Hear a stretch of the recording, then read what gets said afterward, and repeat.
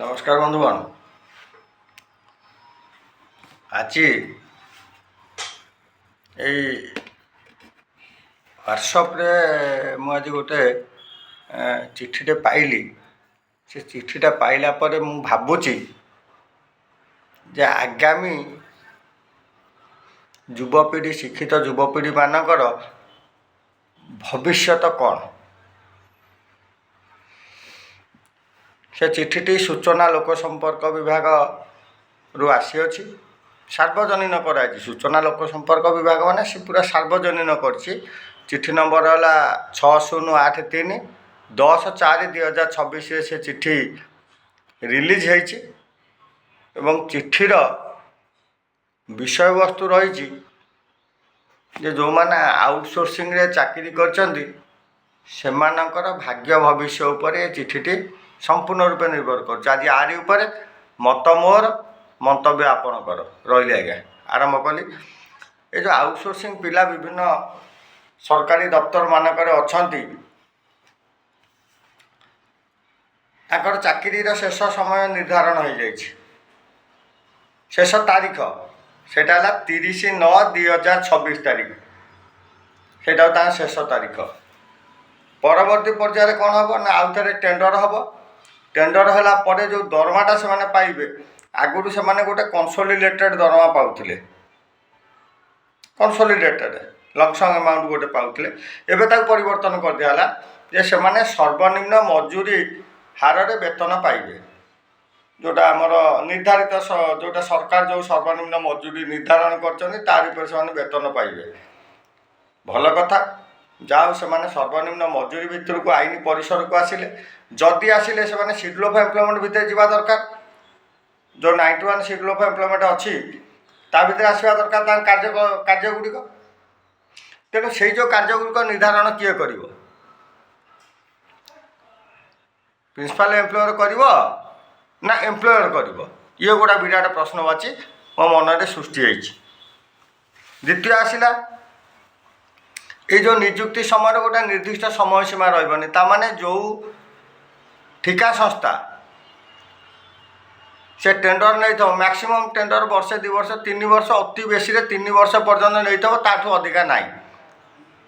ତେଣୁ ସେ 3 ବର୍ଷ ହେଉଛି ତାଙ୍କର କାର୍ଯ୍ୟ କରିବାର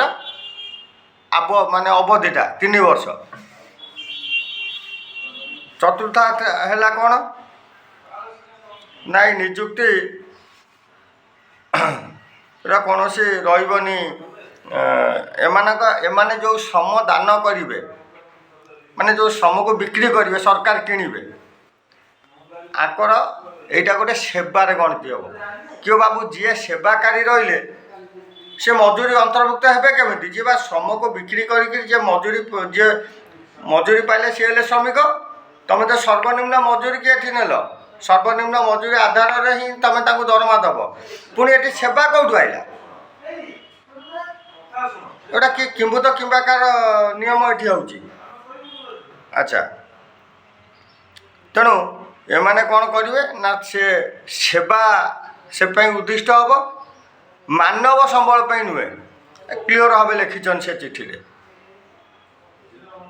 ଏବଂ ଇଏ ହେଲା ତୃତୀୟ। ଚତୁର୍ଥ କଥା ହେଲା ସବୁଠି ଗୁରୁତ୍ୱପୂର୍ଣ୍ଣ କଥା। କ'ଣ ନା ଯେତେବେଳେ ଆଉଟସୋର୍ସିଂ ସଂସ୍ଥା ସିଏ ଏ କର୍ମଚାରୀମାନଙ୍କର ମଜୁରୀ ବିଲ୍ ପ୍ରସ୍ତୁତ କରିବ, ସେତେବେଳେ ସିଏ କାର୍ଯ୍ୟରତ କର୍ମଚାରୀଙ୍କ ନାଁ ଦେବନି। ସେ କେତେ ଦିନ କାମ କରିଛି ସେତିକି ଦିନର ସେ ବିଲ୍ ପ୍ରସ୍ତୁତ କରିବ। କିନ୍ତୁ ଏଇଟା ଯେଉଁ କାର୍ଯ୍ୟ ଯିଏ କରୁଛି, ନିର୍ବାହ କରୁଛି, ତା ନାଁ ଦେବନି। ଏଠି ଆଉ ଗୋଟେ କାରଣ ହେବ କ'ଣ ନା ସିଏ ଆକ୍ରୋଶର ଶିକାର ହେବ ଏବଂ ମାନସିକ ସ୍ତରରେ ଘୋର ନିର୍ଯାତିତ ହେବ। ଯଥା ମନେକର ଏକ୍ସ ହେଉଛି ଆଉଟସୋର୍ସିଂ ଏଜେନ୍ସି, ୱାଇ ସେଠି ରହିଲା ଆଉଟସୋର୍ସିଂ ଏମ୍ପ୍ଲୟି। ଏକ୍ସ ଯେ ଏମ୍ପ୍ଲୟର, ସେ ଏମ୍ପ୍ଲୟିକି କହିବ ଏ କାମ କର, ବାଧ୍ୟ କରିବ। ଯଦି ସେ କାମ ନ କଲା ତାପନ ତ ଚାକିରି ନାହିଁ।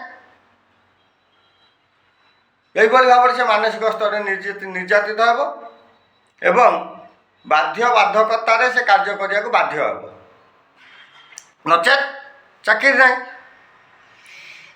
ଶେଷରେ ସବୁଠୁ ଦୁଃଖ ଏବଂ ପରିତାପର କଥା ହେଲା ଯେ ଏମାନେ ଭବିଷ୍ୟତରେ ତାଙ୍କର ସ୍ୱାର୍ଥ ରକ୍ଷା କିମ୍ବା ଅଧିକାର ପାଇଁ ଏମାନେ ଦାବି ବି କରିପାରିବେନି। ତାହେଲେ ଏ ଯେଉଁ ଶିକ୍ଷିତ ଯୁବ ସମାଜ ଯେଉଁମାନେ ରହିଲେ ସେମାନଙ୍କର ଭାଗ୍ୟ ଭବିଷ୍ୟ ଗଲା କୁଆଡ଼େ?